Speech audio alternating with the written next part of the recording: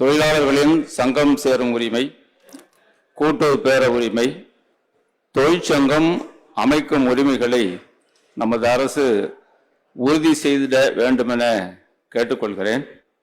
தமிழகத்தில் பெரும்பாலான பகுதிகளில் இயங்கி வரும் உள்நாட்டு மற்றும் பன்னாட்டு நிறுவனங்கள் தொழிற்சங்கத்தை ஏற்க மறுத்து சங்க முன்னணி ஊழியர்கள் மீது பணி நீக்கம், பணியிடை நீக்கம், பணியிட பாகுபாடு, ஊர் மாற்றம், சம்பள பிடித்தம் போன்ற பழிவாங்கல் நடவடிக்கைகளில் ஈடுபடுகின்றனர். குறிப்பாக ஸ்ரீபெரும்புதூர், சுங்குவார் சத்திரம், படப்பை, மரமலை நகர் உள்ளிட்ட தொழிற்பகுதிகளில் இத்தகைய தொழிற்சங்க விரோத நடவடிக்கைகள் உள்ளன என்பதை நமது அரசின் கவனத்திற்கு நான் கொண்டு வருகிறேன்.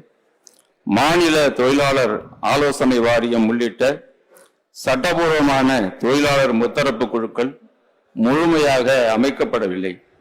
குறிப்பாக இஎஸ்ஐ, வருங்கால வைப்பு நிதி குழுக்கள் அமைக்கப்படாமல் உள்ளன.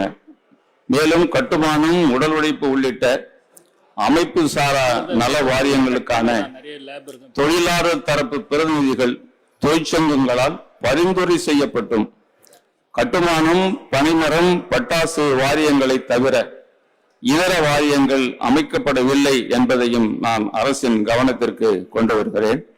புதிய தொழில்களுக்கு குறைந்தபட்ச ஊதியம் நிர்ணயம் செய்ய குழுக்கள் அமைக்கப்பட்டு அந்த குழுக்களின் பரிந்துரைகள் அரசுக்கு அனுப்பி அரசாணை வெளியிடப்பட்ட பிறகும் நிர்வாகங்கள் அமுலாக்க மறுக்கின்றன. குறிப்பாக உள்ளாட்சி அமைப்புகளில் பணிபுரியும் தூய்மை பணி தொழிலாளருக்கான குறைந்தபட்ச ஊதியம், தோட்ட தொழிலாளர்களுக்கு நிர்ணயித்த குறைந்தபட்ச ஊதியம் அதிகம் என்றும், பனியன் தொழிலுக்கு நிர்ணயித்த குறைந்தபட்ச ஊதியம் அதிகம் என்றும், தனியார் மருத்துவமனை தொழிலுக்கு நிர்ணயம் செய்த குறைந்தபட்ச ஊதியம் தர முதலாளிகள் எதிர்ப்பு தெரிவித்துள்ளனர்.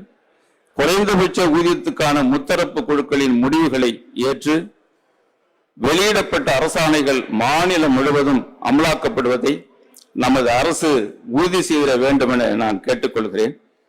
பெரும்பாலான நிறுவனங்களில் குறைந்தபட்ச ஊதியம், ஒப்பந்த தொழிலாளர் சட்டம், பணி நிரந்தர தகுதி வழங்குதல் சட்டம், கடைகள் மற்றும் நிறுவனங்கள் சட்டம், 8 மணி நேர வேலை, மிகை நேர ஊதிய சட்டம், சம வேலைக்கு சம ஊதியம், வார விடுமுறை சட்டம், தேசிய பண்டிகை விடுமுறை சட்டம், வேலையாள் இழப்பீடு சட்டம், மகப்பேறு சட்டம் உள்ளிட்ட தொழிலாளர் சட்டங்கள் அமல்படுத்தப்படுவதில்லை. தொழிலாளர் துறையின் அமலாக்க பிரிவு, தொழிலக பாதுகாப்பு மற்றும் சுகாதார இயக்கக அமலாக்க பிரிவு ஆகிய பிரிவுகள் தனி கவனம் செலுத்தி தொழிலாளர் சட்டங்கள் அமலாக்குவதை உத்தரவாதப்படுத்த வேண்டும் என நான் கேட்டுக்கொள்கிறேன். தொழிலாளர் ஆணையரகம், தொழிலாளர் ஆய்வாளர், தொழிலாளர் அலுவலர் மற்றும் உதவி ஆணையர், துணை ஆணையர் அலுவலகங்கள், கட்டுமானம் மற்றும் உடலுழைப்பு தொழிலாளர் நல வாரிய தலைமை அலுவலகங்கள் மற்றும் அதன் கீழ் உள்ள மாவட்ட சமூக பாதுகாப்பு திட்ட அலுவலர் அலுவலகங்களில் போதுமான எண்ணிக்கையில் ஊழியர்கள் இல்லை. இதனால் தொழிலாளர் நல நடவடிக்கைகள் பெருமளவில் பாதிக்கப்படுகின்றன. ஆகவே இந்த பணியிடங்களை நிரப்பிட வேண்டும் என நான் நமது அரசை கேட்டுக்கொள்கிறேன். முந்தைய ஆட்சியில் நல வாரியங்களில் தொழிலாளர்கள் உறுப்பினராக பதிவு செய்வதற்கும் புதுப்பித்தல் மற்றும் பணப்பயன் கேட்புக்கும் என இணைய வழி மூலம் விண்ணப்பிக்கும் முறையை அவசர கதியில் நடைமுறைப்படுத்தப்பட்டது. தற்போது இணையதள பதிவுகளில் தொழிலாளர்களின் பதிவேற்றம் செய்யப்பட்ட ஆவணங்கள் அழிந்து விட்டதாக கூறி மறுபடியும் ஆவணங்களை பதிவேற்றம் செய்யும்படி அதிகாரிகள் கூறி வருகின்றனர். இதனால் கிராமப்புற படிப்பறிவற்ற தொழிலாளர்கள் பெருமளவில் பாதிக்கப்பட்டுள்ளனர் என்பதை அரசினுடைய கவனத்திற்கு நான் கொண்டு வருகிறேன். கட்டுமான நல வாரியத்தில் உடனுக்குடன் பணப்பயன்கள் வழங்கப்படுகிறது. ஆனால் உடலுழைப்பு மற்றும் தொழில் வாரியான நல வாரியங்களில் பணப்பயன்கள் பெறுவது காலதாமதமாகிறது. இதற்கு அரசு நிதி ஒதுக்காமல் இருப்பது காரணம் என்று சொல்லப்படுகிறது.